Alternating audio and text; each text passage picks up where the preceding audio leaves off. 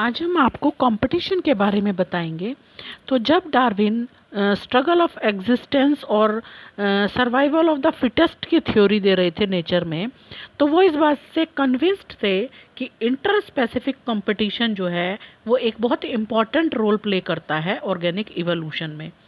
ठीक है। और जनरली ये बिलीव किया जाता है कि कंपटीशन हमेशा क्लोजली रिलेटेड स्पीशीज में होता है जब वो सेम रिसोर्सेज के लिए को शेयर करते हों और वो रिसोर्सेज लिमिटेड हों।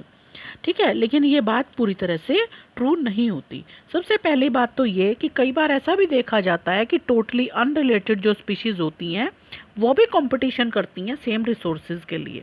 इसका एक एग्जांपल है कि साउथ अमेरिका लेक के शैलो जो लेक्स थी वहाँ पर विज़िट करने के लिए फ्लेमिंगो आते थे और वहाँ की जो रेजिडेंट फिशेस थी वो उनका फूड जो है वो सेम था जू प्लैंकटन। तो अब क्या होता था कि उनके रिसोर्सेज सेम हो गए। तो कई बार ऐसा होता है कि टोटली अनरिलेटेड स्पीशीज़ भी सेम रिसोर्सेज के लिए कंपटीशन करती हैं। दूसरी चीज़ ये कि कंपटीशन के लिए रिसोर्सेज का लिमिटेड होना ज़रूरी नहीं है।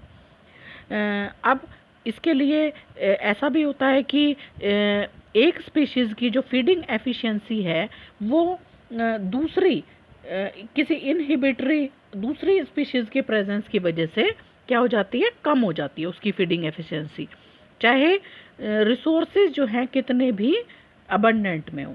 तो कंपटीशन को हम एक ऐसे प्रोसेस की तरह डिफाइन कर सकते हैं कि ये जिसमें किसी एक स्पीशीज़ की जो फिटनेस है यानी कि इंट्रिंसिक रेट जो है वो किसी दूसरी स्पीशीज़ की प्रेजेंस में कम हो जाता है।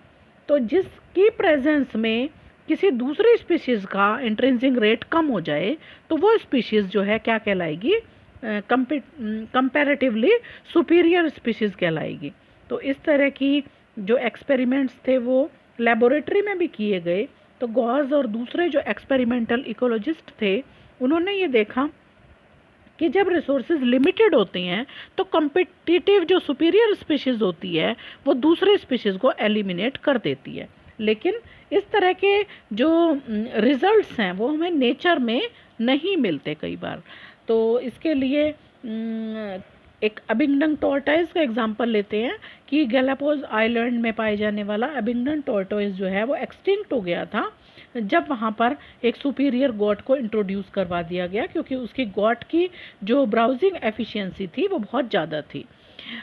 इसके अलावा एक और एविडेंस भी मिलता है कंपटीशन का नेचर में, जिसको हम बोलते हैं कॉम्पिटिटिव रिलीज। इस कॉम्पिटिटिव रिलीज में क्या होता है कि एक स्पीशीज़ जिसका डिस्ट्रीब्यूशन किसी छोटे जोग्राफिकल एरिया में रेस्ट्रिक्टेड होता है, क्योंकि वहाँ पर उससे ज़्यादा सुपीरियर स्पीशीज़ जो है वो प्रेजेंट होती है, लेकिन वो इन्फीरियर स्पीशीज़ अपने एरिया को एक्सपेंड कर सकती है अगर हम क्या करें कि उस सुपीरियर स्पीशीज़ को वहाँ से रिमूव कर दें। ठीक है।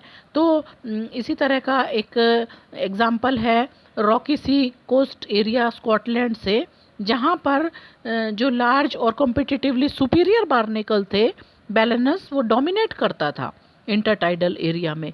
तो उसकी वजह से जो स्मॉलर बार्नेकल्स थे उस एरिया के वो एक्सक्लूड हो रहे थे। तो अगर सुपीरियर स्पीशीज़ को हटा दिया गया वहाँ से तो उन्होंने अपने एरिया को एक्सपेंड कर लिया।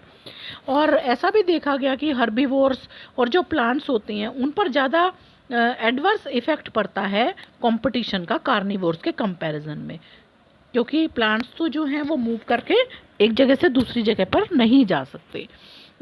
अब गॉस का कम्पिटिटिव एक्सक्लूजन प्रिंसिपल ये कहता है कि दो क्लोजली रिलेटेड स्पीशीज़ अगर सेम रिसोर्सेज के लिए कंपटीशन कर रही हैं तो वो बहुत लंबे समय तक कोएग्जिस्ट नहीं कर सकती और जो कम्पिटिटिवली इन्फीरियर स्पीशीज़ है वो जल्दी से एलिमिनेट हो जाएगी।